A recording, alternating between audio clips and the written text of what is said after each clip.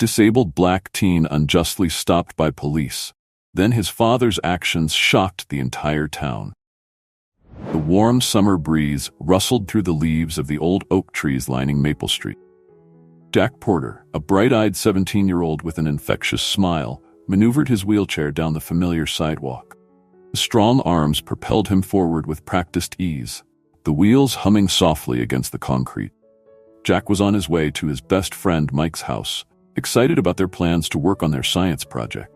As he rolled past Mrs. Johnson's meticulously kept garden, he waved at the elderly woman tending to her prized roses. "Afternoon, Mrs. Johnson," Jack called out cheerfully. Mrs. Johnson straightened up, her weathered face breaking into a warm smile. "Hello there, Jack. Off to Mike's again?" "Yes, ma'am," Jack replied. "We're finishing up our project on renewable energy."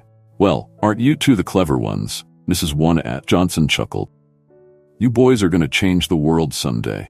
Mark my word." Jack grinned, a mix of embarrassment and pride coloring his cheeks. "We'll do our best, Mrs. Johnson. Have a great day." As Jack continued down the street, his mind wandered to the future. He was in his final year of high school, with dreams of studying environmental engineering in college. Despite the challenges he faced due to his disability, Jack had never let it define him or limit his aspiration. Lost in thought, Jack almost didn't notice the police cruiser that had pulled up alongside him. The sudden blare of the siren startled him, causing him to jerk his wheelchair to a stop. "Hey, you there," a gruff voice called out. "Hold it right there." Jack's heart began to race as he turned to face the approaching officer. A policeman, a middle-aged white man with a stern expression, strode towards him with purpose. "Good afternoon, officer," Jack said, trying to keep his voice steady. "Is there a problem?" The officer, whose nameplate read Adams, looked Jack up and down with narrowed eyes. "What are you doing in this neighborhood, son?" Confusion and unease settled in Jack's stomach. I live here, sir. Just a few blocks down. I'm on my way to my friend's house." Officer Adams's expression remained skeptical. "Uh-huh. And what's in that backpack of yours?" Jack glanced at the worn backpack hanging from the back of his wheelchair. "Just my school books and some supplies for our science project, sir." "Mind if I take a look?" Officer Adams asked, though his tone made it clear it wasn't really a question. Jack hesitated, a mixture of fear and indignation rising within him. I don't understand, sir. Have I done something wrong?" Officer Adams' face hardened.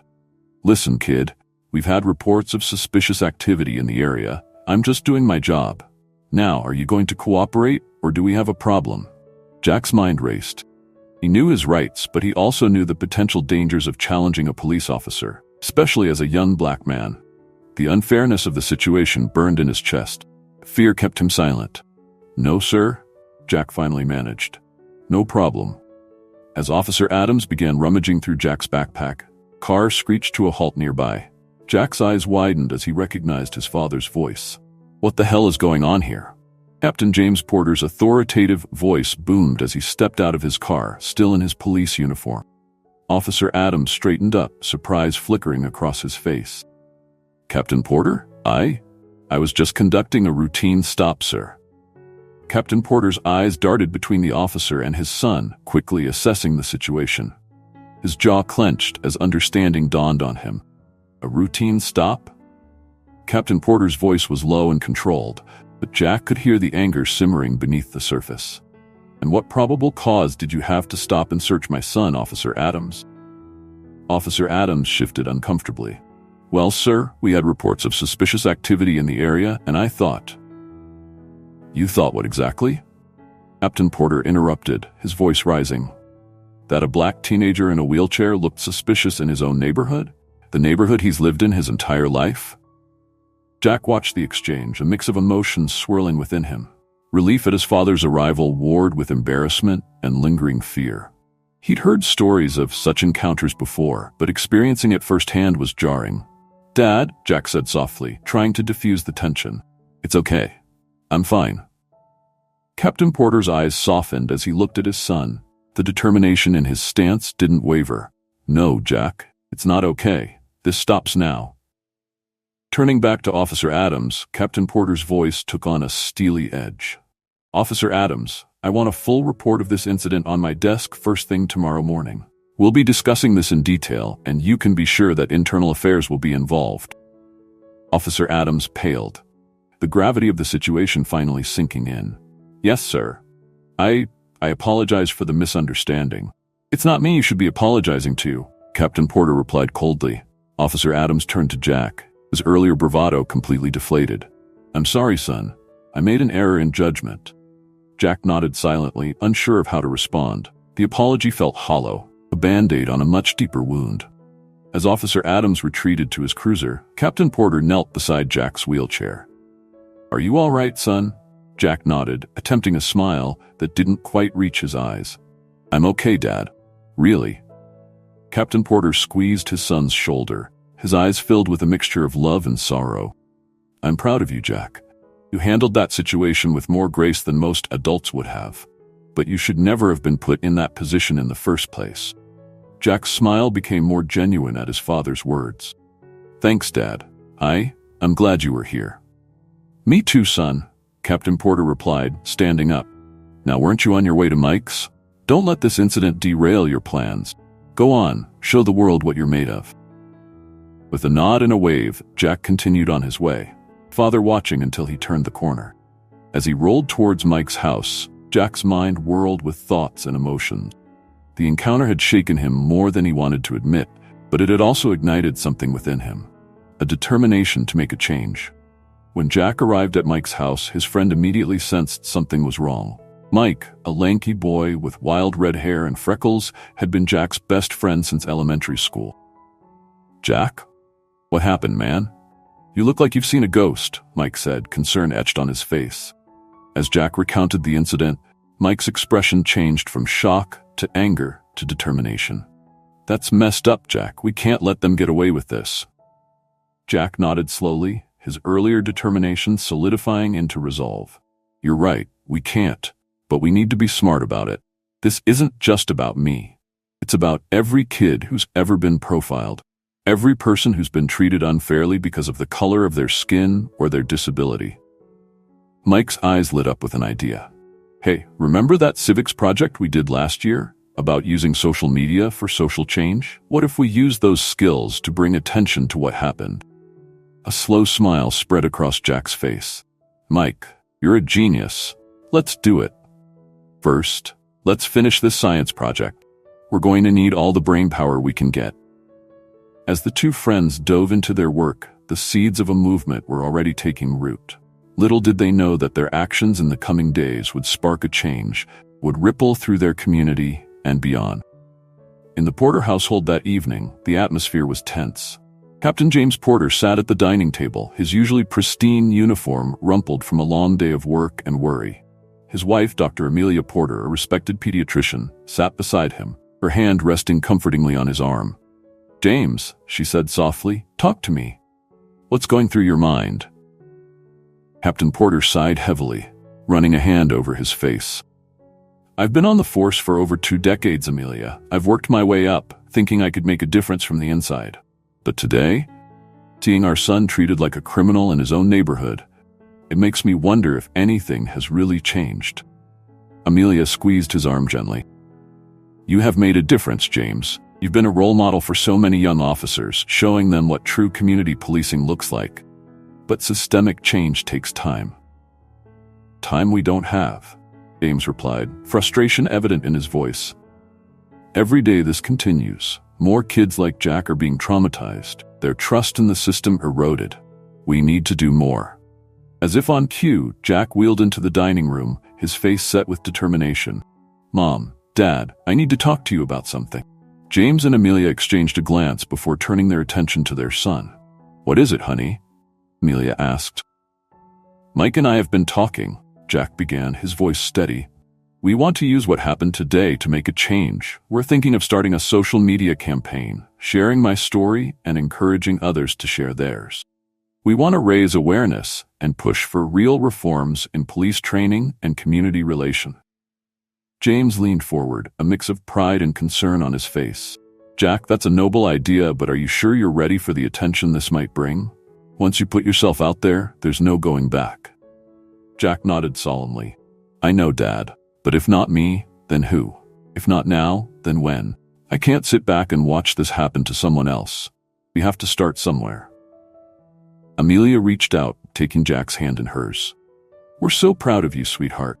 Whatever you decide to do, we'll support you every step of the way. James nodded in agreement. You're right, son. It's time for a change, and maybe it takes the voice of the younger generation to finally make it happen. Just promise me you'll be careful, and you'll let us know if things get overwhelming. I promise, Jack replied, a determined smile on his face, and I was hoping you both might help. Dad, your perspective as a police captain could really add weight to our message.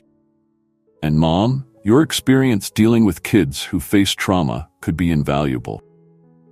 As the Porter family began to discuss their plans, a sense of purpose filled the room. They knew the road ahead would be challenging. Together, they were ready to face whatever came their way. Little did they know that across town, Officer Adams was facing his own moment of reckoning. Sitting alone in his modest apartment, he replayed the day's events in his mind. The look of fear in Jack's eyes, the righteous anger of Captain Porter, the realization of his own prejudices. It all swirled in his thoughts, keeping sleep at bay. For the first time in his career, Officer Adams began to question the beliefs and attitudes that had shaped his approach to policing. As dawn broke, he made a decision that would have far-reaching consequences, not just for himself, but for the entire community. The stage was set for a series of events that would challenge long-held beliefs, confront uncomfortable truths, and ultimately pave the way for meaningful change in Maple Grove. The next morning, the Porter household was abuzz with activity. Jack sat at the kitchen table, his laptop open before him, fingers flying across the keyboard as he crafted their first social media post. His mother, Dr. Amelia Porter, stood nearby, phone in hand, reaching out to her contacts in the medical community and local parent groups. Captain James Porter adjusted his uniform in the hallway mirror, steeling himself for the day ahead. He knew that confronting Officer Adams and initiating an internal affairs investigation would ruffle feathers within the department.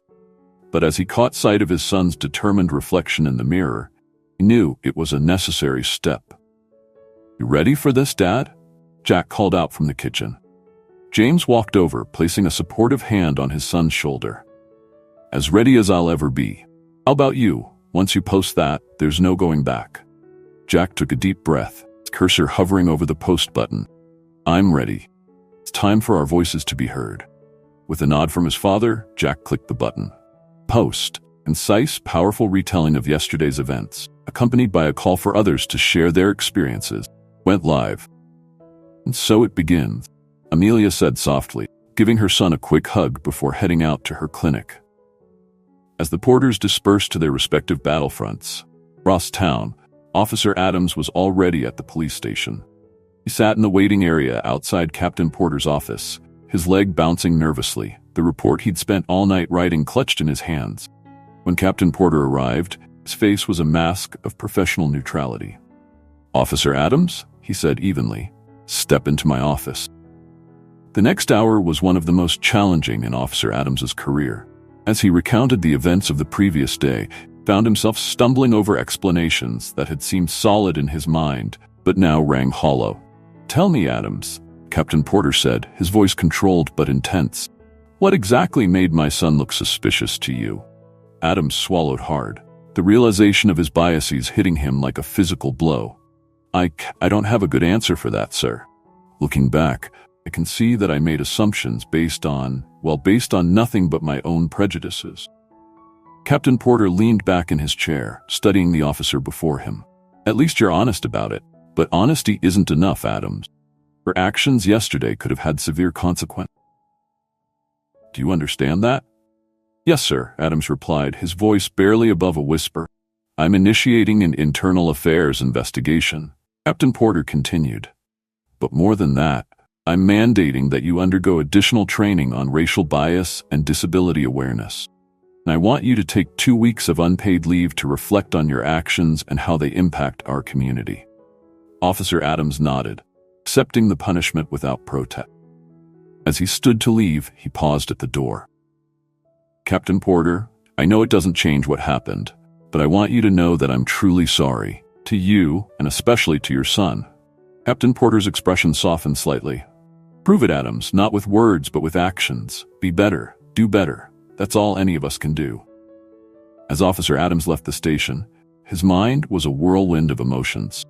Shame, regret, and a dawning understanding of the harm his actions could cause warred within him. But underneath it all, a small seed of change had been planted. Meanwhile, Jack's social media post was gaining traction. What started as a few shares from friends and family quickly snowballed. By lunchtime, local news stations were reaching out for interviews, and the hashtag Justice for Jack was trending in their area. Mike burst into the Porter home, his red hair wild with excitement. Jack, have you seen what's happening online? It's blowing up. Jack wheeled over to his friend, a mix of excitement and apprehension on his face. I know, it's crazy. I've already gotten calls from 3 different reporters. As the boys huddled over Jack's laptop, reading through the flood of comments and shares, they were struck by the outpouring of similar stories.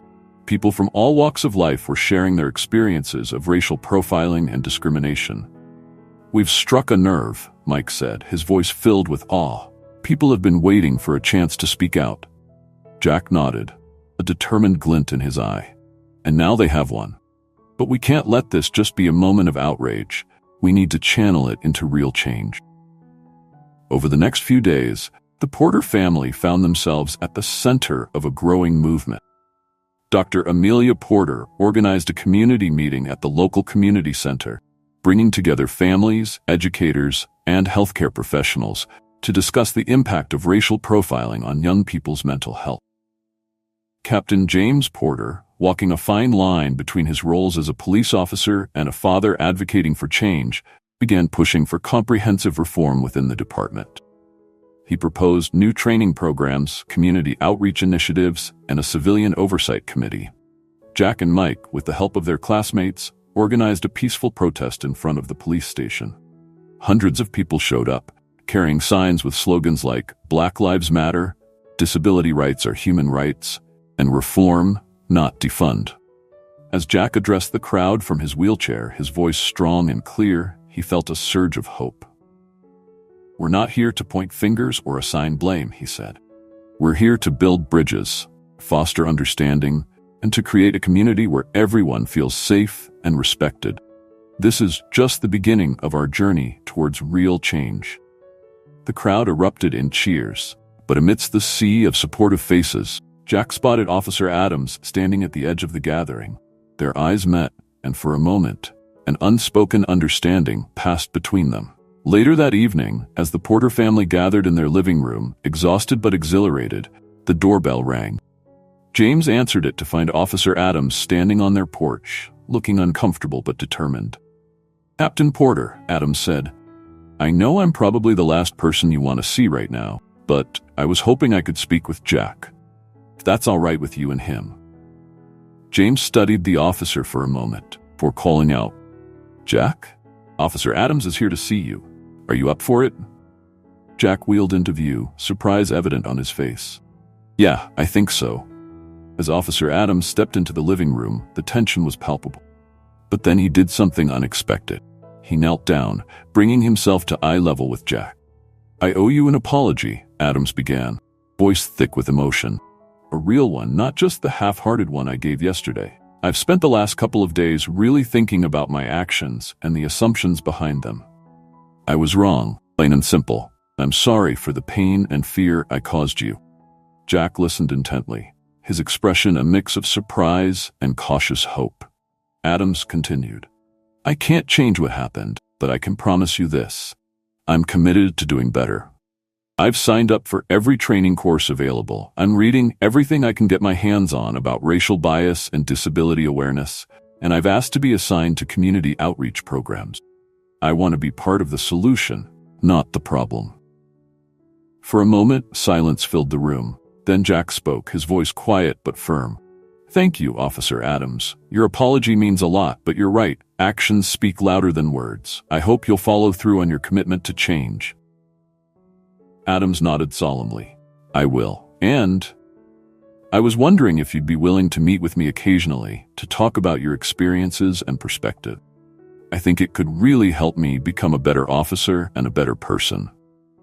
Jack glanced at his parents, who nodded encouragingly. "I think I'd be open to that," said, "as long as you're genuinely willing to listen and learn." As Officer Adams left that evening, there was a sense that something fundamental had shifted. It wasn't the end of the journey, far from it, but it was a step in the right direction. The movement that Jack had sparked continued to grow, spreading beyond Maple Grove to neighboring communities and even gaining national attention. But for Jack and his family, the real victory was in the small changes they began to see in their own community. Increased dialogue between police and residents, new educational programs in schools, and a growing awareness of the need for inclusivity and understanding. As summer turned to fall and Jack prepared for his final year of high school, he reflected on how much had changed in just a few months. The road ahead was still long, but for the first time in a long time, felt like real progress was possible. And it all started with one brave teenager who refused to be silenced.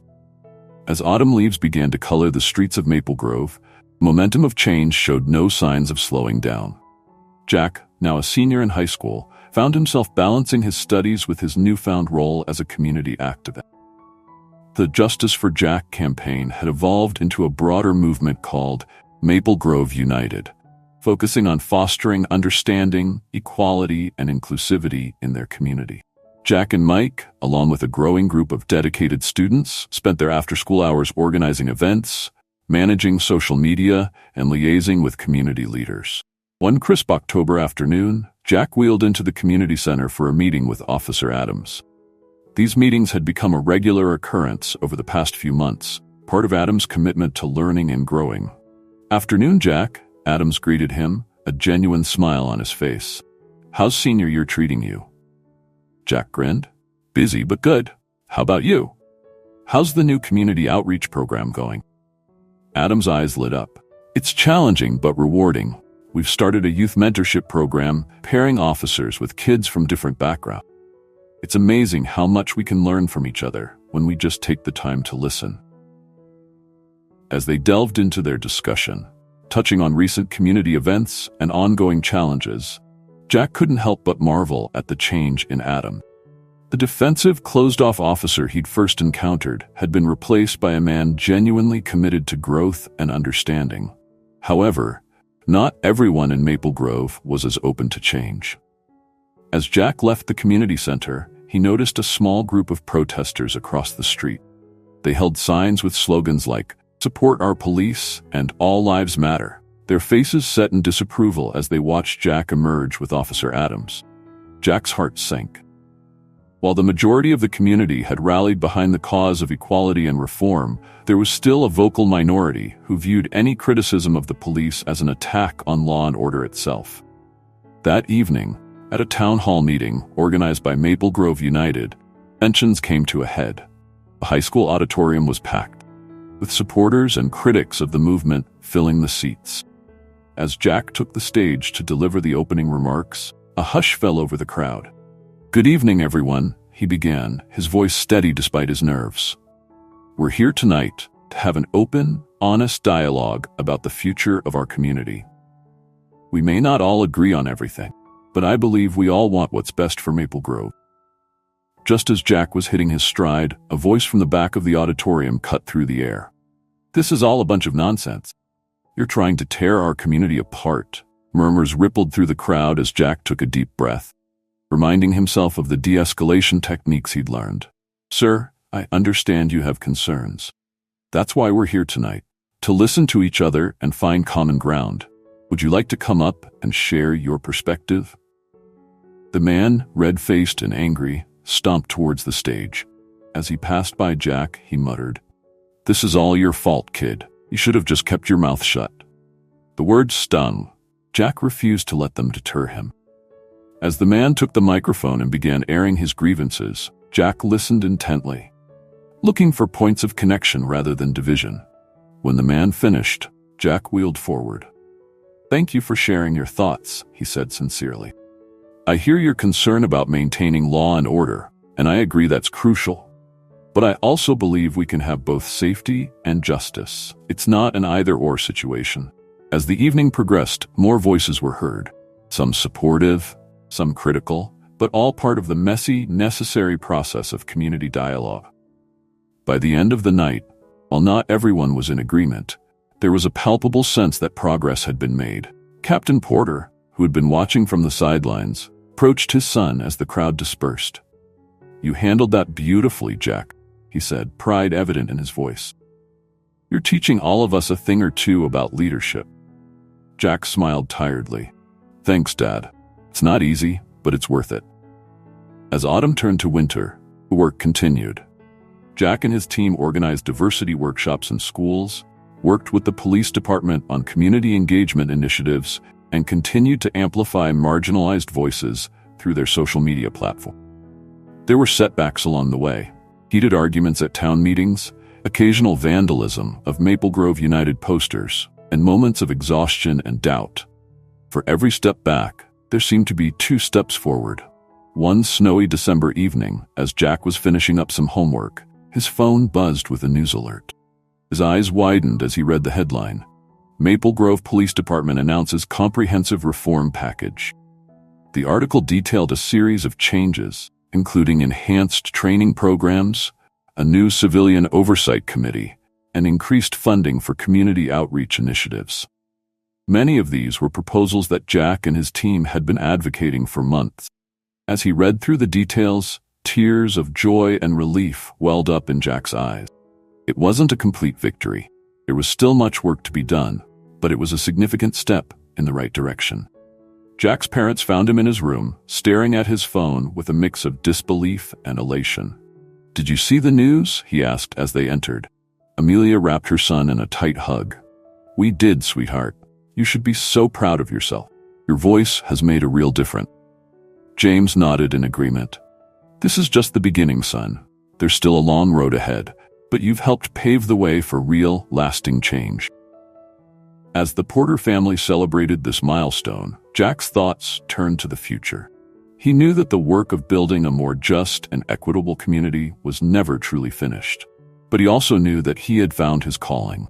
Whatever challenges lay ahead, he was ready to face them, armed with determination, compassion, and the support of his growing community of allies. The story of Maple Grove's transformation was far from over, but a new chapter had begun, one of hope, unity, and the power of a single voice to ignite change. This concludes the story. The narrative has come full circle, showing Jack's journey from the initial incident to becoming a catalyst for significant change in his community. It highlights the challenges faced, progress made, and sets the stage for ongoing efforts towards equality and justice. The story ends on a note of cautious optimism, acknowledging that while much has been accomplished, there is still work to be done. As winter melted into spring, Jack found himself on the cusp of a new chapter in his life. With high school graduation approaching, he was juggling college applications, maintaining his grades, and continuing his work with Maple Grove United. One sunny afternoon in April, Jack wheeled into the living room to find his parents waiting for him, barely containing their excitement. "What's going on?" Jack asked, a mix of curiosity and apprehension in his voice. His mother, Amelia, handed him an envelope. "This came for you today, from Evergreen State University."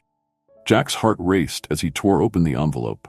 His eyes scanned the letter, widening with each line. I got in," he exclaimed, his voice filled with disbelief and joy, "and they're offering me a full scholarship." James and Amelia enveloped their son in a tight embrace, tears of pride and happiness in their eyes. "You've earned this, Jack," Father said, his voice thick with emotion. "Your hard work, your activism, your determination, it's all paid off." As the initial excitement settled, Jack's mind began to race with new questions and possibilities. Evergreen State was 3 hours away from Maple Grove. What would happen to the movement he'd started? Could he balance his studies with his activism? Over the next few weeks, Jack grappled with these questions. He met with Mike and the other core members of Maple Grove United to discuss the future of the organization. "You've laid a strong foundation, Jack," Mike assured him during one of their planning sessions. "We'll keep the momentum going here while you're at college. Plus, think of all the new ideas and perspectives you'll bring back." Jack nodded, grateful for his friend's support. "You're right. Maybe we can even expand our reach, connect with similar groups at Evergreen State. As graduation day approached, Jack found himself reflecting on the whirlwind of the past year. The community had come a long way since that fateful encounter with Officer Adams, but there was still work to be done. The day before graduation, Jack had one last meeting with Officer Adams at the community center. As they sat across from each other, Jack couldn't help but marvel at how far they'd both come.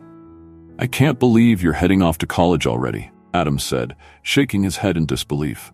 "Seems like just yesterday we were, well, you know." Jack nodded, a small smile on his face.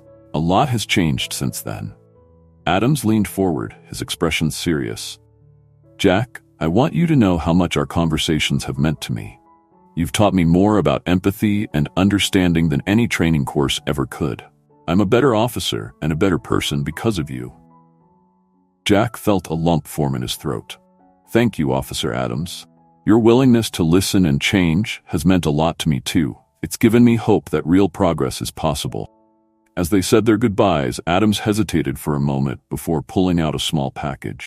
"I got you a little graduation gift," he said, handing it to Jack. "Just a little something to remember Maple Grove by." Jack unwrapped the gift to find a framed photograph of the first Maple Grove United rally, with him addressing the crowd from his wheelchair. Underneath, a small plaque read, "To Jack, a true agent of change. Thank you for making our community better." Tears welled up in Jack's eyes as he looked up at Adams. "Thank you," he said softly. "This means more than you know." The next day, as Jack wheeled across the stage to receive his diploma, cheers from the audience were deafening. It wasn't just his family and friends celebrating, it was the entire community, recognizing the impact he'd made. As summer unfolded, Jack prepared for the next chapter of his life. He worked with Mike and the team to ensure Maple Grove United had a solid plan for continuing their work. They organized workshops to train new leaders, set up regular video calls to stay connected, and mapped out goals for the coming year. The day finally came for Jack to leave for Evergreen State. As his parents helped him pack up the car, familiar faces began to appear on their street. Mrs. Johnson, Mike and his family, Officer Adams, and dozens of other community members gathered to wish Jack well. "We're so proud of you, Jack," Mrs. Johnson said, her eyes misty. "You've shown us all what one person can do to make a difference." As Jack looked around at the faces of his neighbors and friends, he felt a surge of emotion. This wasn't goodbye. It was the beginning of a new phase in their collective journey towards justice and equality. With final hugs and promises to stay in touch, Jack set off for Evergreen State. As Maple Grove faded in the rearview mirror, he felt a mix of excitement and nostalgia. He knew that the road ahead would be challenging, but he was ready to face whatever came his way. At Evergreen State, Jack threw himself into his studies with the same passion he'd shown in his activism. Quickly connected with like-minded students and began to explore ways to expand the reach of Maple Grove United, other community. Back in Maple Grove, the seeds of change that Jack had planted continued to grow. Police department's reforms were showing positive results, community engagement was at an all-time high, and neighboring towns were starting to take notice. As his first semester at college drew to a close, Jack received an unexpected invitation. A national conference on community policing and racial justice wanted him to be a keynote speaker, sharing the story of Maple Grove's transformation. Standing, or rather sitting, on that stage, addressing a room full of community leaders, law enforcement officials, and activists from across the country, Jack felt the weight of responsibility on his shoulders. But he also felt a sense of hope and determination stronger than ever before. The story of Maple Grove is not just about one incident or one community, Jack began, his voice strong and clear. It's about the power we all have to create change, to challenge injustice, and to build the kind of world we want to live in. It's about having difficult conversation, confronting our biases, and working together to find solutions. As he spoke, Jack could see heads nodding, people leaning forward in their seats, engaged and inspired. He realized that what had started as a response to a personal injustice had grown into something much larger, a movement that had the potential to impact communities far beyond Maple Grove. "Our work is far from over," Jack concluded. But I stand before you today as living proof change is possible.